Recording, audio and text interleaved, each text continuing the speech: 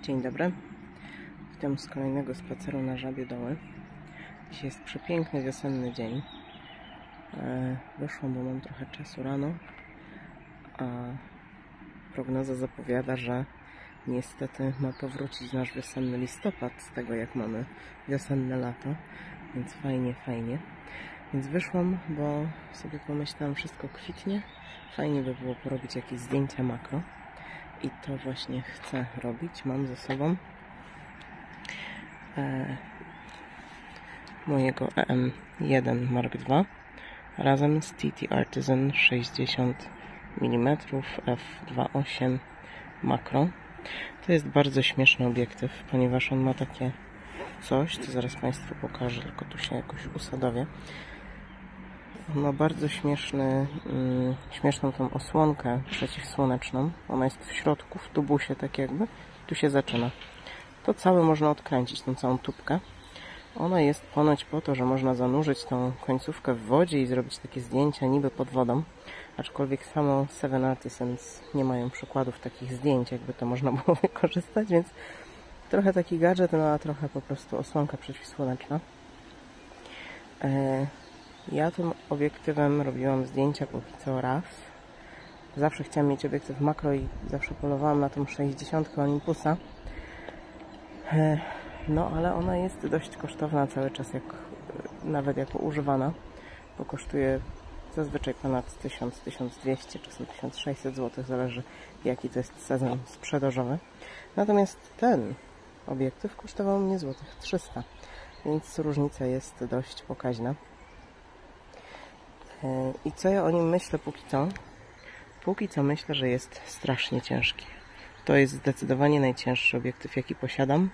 On jest cały metalowy i dlatego używam z nim M1 Mark II, bo po prostu na pewno nie zamocowałabym go do EPL7, bo się chyba bała, że mi wyłamie mocowanie obiektywu i bym go nie utrzymała. Tutaj mam fajny uchwyt duży, więc mogę porządnie trzymać ten obiektyw, a i tak czuję jego wagę w nadgarstku, gdzie jakimś słabeuszem nie jestem, ale jest to konkretny kawał obiektywu.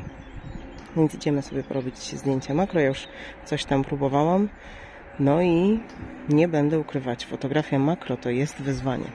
To najprostszy typ fotografii nie jest, wymaga ogromnej cierpliwości.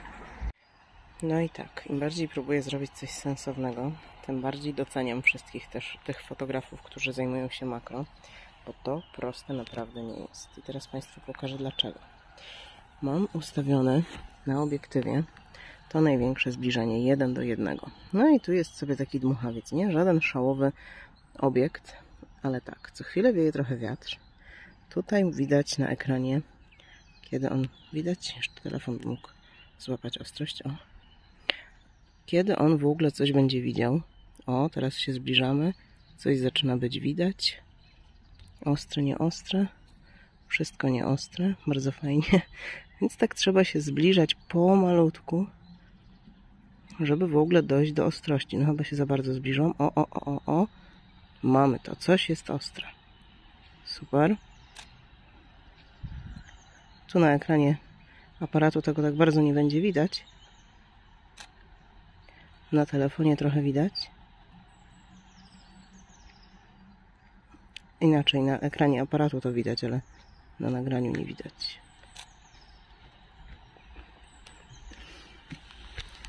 Ale generalnie nie jest to proste, bo to jest takie ćwiczenie związane z balansem tak naprawdę. Co więcej, żeby te zdjęcia makro były naprawdę fajne, to tu by trzeba było ustawić tak naprawdę jakieś... Tu mamy pierścień przysłon, bo to jest w pełni manualny oczywiście obiektyw. Tutaj nic nie jest automatyczne.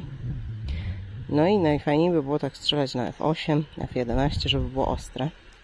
Ale wtedy co nam się dzieje ze światłem? Dramat. Wtedy proszę zobaczyć na ekran. Tutaj mamy czas naświetlania 1/3, 1/4 sekundy. No a tego raczej z tak długim obiektywem jak 60, nawet przy stabilizacji obrazu, ja tego nie umiem z ręki utrzymać. No tu widać, że się robi ładnie ostro. Spróbujemy. ale no właśnie, moja ręka trzęsie się nazbyt. Ja się cała trzęsę, bo muszę tutaj sobie kucnąć.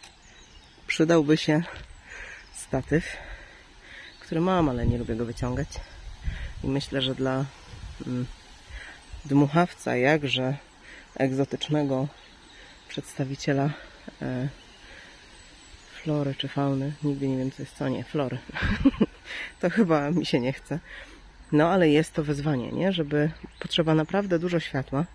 I ja teraz zrobię taki mały eksperyment, bo wziąłem ze sobą, mam w torbie, jak Państwu pokażę, takie fajne lampki, które oczywiście kupiłam używane. One są rzecz jasna dostępne na AliExpress. Proszę bardzo. To jest taka mała lampka. O, przepraszam za obrócenie Państwa w taki dziki sposób, zapomniałam. No, złabrzeż. Och, mam za mało rąk, drodzy Państwo, wiecie, do tej zabawy. To jest taka lampka Ulanzi. Ona chyba, jej model to jakieś tutaj powinno być widać, VL49. Ona ma pełne spektrum RGB. Tutaj jest z tyłu magnetyczna, jest ładowana na USB i jest maleńka, leciutka, no i świeci. Teraz może Państwo Wy nie widzicie, ale ona generalnie została zaświecona teraz. Zobaczymy, czy coś się zmieni, jak sobie poświecę na tego dmuchawca. I zaraz Państwu pokażę, czy coś z tego wyszło. Bo tu już rąk mi naprawdę braknie, żeby i Państwu to pokazywać, co robię. Ale generalnie plan jest taki, że sobie poświecę tutaj tego dmuchawca, jak najbliżej się da. No i tu coś strzela z takim poświeceniem go z boku. Tu mogę sobie z tyłu tej lampki jeszcze mocniej ustawić. Teraz jest na 72. To może sobie zwiększę na 100. Zwiększam. I mogę sobie też wybrać temperaturę tego światła. To może sobie je troszkę ocieplę, żeby ono było takie trochę bardziej słoneczno-żółte. O, teraz się robi takie żółte bardziej. No, jeszcze nam wyjdzie dmuchawiec o zachodzie słońca przez przypadek. Zaraz zobaczymy, czy coś mi się udało z tym zrobić. No więc coś tam nam wyszło. Ja próbowałam ustrzelić, tutaj taki jest jedno jakby nasionko. Ja nie umiem telefon złapać ostrości na to, ale tu odstaje taki jeden mały kawałek tego dmuchawca. Ja próbowałam na to właśnie złapać ostrość i być może się udało, bo dzięki tej lampce z 1/3 sekundy podskoczyliśmy na 1/20. Wydaje mi się na ekranie aparatu, że jest ostra. Jak jest w rzeczywistości, pokażę oczywiście komputer. Ale idę dalej i patrzę, co jest dalej. Już wiem, do czego ten obiektyw mi się mega podoba. Do takich zbliżeń, ale nie super makro, nie żeby było 1:1, tylko tak po prostu pokażę Państwu na zdjęciach, o co mi chodzi, że jest obiekt dość blisko i to jak on rozmywa tło, ponieważ to jest 60, więc to już taka jest naprawdę portretówka i ma światło 2.8, to przepięknie to tło rozmywa i daje też fajną perspektywę. O, tu jest taka chatka, nigdy nie wiem czego, może kaczek. Pokażę Państwu też na tym, jak to będzie wyglądać ładnie. Druga trudność, jaką znajduję, i myślę, że to wymaga po prostu więcej praktyki, jest taka, że wszystko w przyrodzie się różni. Znaczy, to pewnie nie wymaga dużo praktyki, ale drobny powiew wiatru i wtedy każdy listek drży. I tych zdjęć, żeby makro jakieś takie wyszło w miarę akceptowalne, bo ja nie twierdzę, że którekolwiek z tych zdjęć, które dzisiaj Państwu pokażę, będą super. Niektóre pewnie będą mega rozmazane, ale to też być może Państwu pokażę, jaka jest właśnie trudność robienia zdjęć makro, takim manualnym, chociaż i tak wszyscy, którzy robią profesjonalnie makro, ostrzą manualnie. Tak mi się wydaje, chyba że robią to ze statywu i są to jakieś bardzo kontrolowane warunki, to może wtedy nie i wtedy można użyć tego focus stackingu, no bo przy manualnym obiektywie takie rzeczy jak focus stacking nie zadziałają, bo nie ma autofokusa, który aparat mógłby sobie sam przesuwać. Tutaj się zatrzymałam, bo tu jest taki sobie dings. Ja wiem, że to nie jest nic pięknego, ale fajnie na to pada światło i chciałabym zobaczyć, co się da z tym zrobić bez używania lampki. To do usłyszenia za chwilę. Drodzy Państwo, trochę się poddałam i podniosłam ISO, ale znalazłam mrówki i będę miała zdjęcie mrówek. A właściwie jedna mrówka mi pięknie zapozowała. O, ale tu widzę drugą kandydatkę, która tak sobie po prostu siedzi i nie chodzi gdzieś zbytnio. Bo jak widzicie Państwo, jest wiatr, nie? I to się wszystko rusza. A jak ja mam manualnie ustawić ostrość i ruszę się o milimetr i ostrość tracę, to nie jest takie proste. Ale satysfakcja, jak w końcu się coś ustrzeli, jest nieprawdopodobna. Okazuje się, drodzy Państwo, że 13 kwietnia jestem już spóźniona na wszelkie drzewka kwitnące na biało, ponieważ wszystko już przekwita. Przy okazji pokażę Państwu dbałość o naturę. Bytomski syf. Niestety jest to bardzo smutne. Tam mamy piękne, naturalne złoże butelek plastikowych. Jest to mega smutne, ale co zrobić? Jednak znalazłam jakieś drzewko z białymi kwiatkami, a na nim taki bonus i gratis. Mam nadzieję, że uda mi się Państwu to pokazać.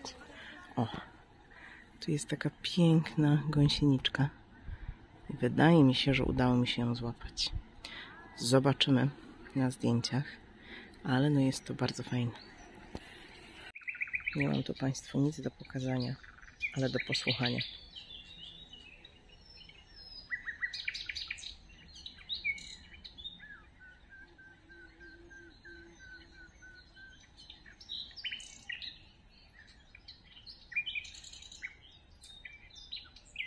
No czy nie pięknie? Zdecydowanie moim dzisiejszym największym przeciwnikiem, z którym walczę przy tych próbach makro, jest wiatr. Zapewne go Państwo trochę słyszycie. I tak jestem w takim trochę osłoniętym miejscu. Ale o, właśnie leci. I jak widać, wszystko się tu rusza. Każdy listek tańczy. Wszystko się rusza na wietrze. To się nie rusza jeszcze tak dramatycznie, ale jak tylko podejść bliżej i przyjrzeć się z bliska, proszę bardzo, gałąź tańczy dla mnie. Więc to są takie mikroruszki, które przy obiektywie makro wyglądają jak trzęsienia ziemi. Ale drodzy Państwo, czyż tu nie jest pięknie? Naprawdę. Bytom też może być cool. Pokażę Państwu jeszcze, czemu lubię EM1 Mark II do makro i w ogóle do obiektywów manualnych. Jak wejdę sobie w menu, ciach, i tutaj w menu H1, jak zjadę sobie na dół, ustawienie informacji o obiektywie, to mogę sobie tu wprowadzić każdy mój obiektyw manualny, jaki mam, wprowadzić ogniskową, jaką on ma, przysłonę, jaką ma, i to się zapisze w Exif Data, czyli w tych danych zdjęcia, jak również będzie nam co będzie nam? Stabilizacja nam się od razu dostosuje do obiektywu. Jedyne, co trzeba zrobić, tutaj widzicie Państwo, jest taka fajeczka koło tego TT Artisan 35, no to ja go nie chcę. Muszę kliknąć OK, żeby ją zlikwidować. Ja chcę ten 7 Artisan Macro. Klikam OK, zaznacza mi się ten. Wychodzę z tego przez menu. I teraz jak będę chciała robić zdjęcie i tu pójdę sobie do stabilizacji, to widać od razu 60 mm. Także tak. Za to lubię ten aparat bardzo do właśnie takich cięższych, bądź nawet nie cięższych, ale manualnych obiektywów, bo przynajmniej mam te dane i mogę sobie później je wyciągnąć, jakim obiektywem robiłam te zdjęcia. O aparacie jeszcze pewnie też nagram kiedyś film, bo to jest, no uwielbiam ten aparat, to jest super ekstra aparat, ale to kiedyś. Dziś 7 Artisans 60 f2.8 Macro i chyba już z domu Państwu nagram, jakie są moje konkluzje. To tutaj jeszcze Państwu powiem, bo jesteśmy na takim umarłym troszkę polu kukurydzy.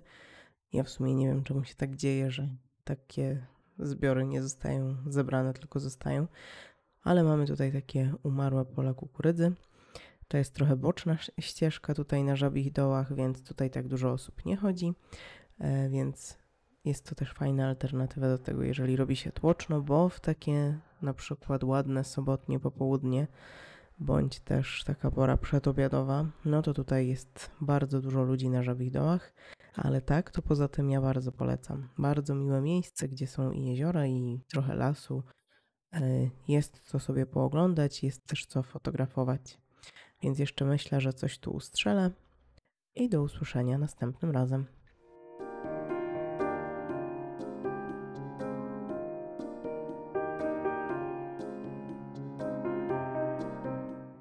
Mówiłam wcześniej, że na sam koniec będą konkluzje sprawy, co myślę o tym obiektywie. Więc konkluzja sprawy jest taka, że ja się jeszcze muszę bardzo wiele nauczyć i to jest stanowczo za szybko, żebym ja cokolwiek o tym obiektywie mówiła.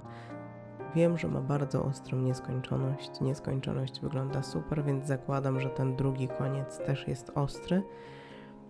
Natomiast ze względu na brak moich umiejętności nie oddaję tego zdjęcia, ale nie dyskwalifikowałabym obiektywu przez to. To jest zdecydowanie mój brak umiejętności. Mam nadzieję, że niektóre zdjęcia przynajmniej się Państwu spodobają, a nawet jeśli nie poruszą Państwa czułych strun, to jest to po prostu przyjemna wiosna. Więc zapraszam na galerię i do usłyszenia niebawem.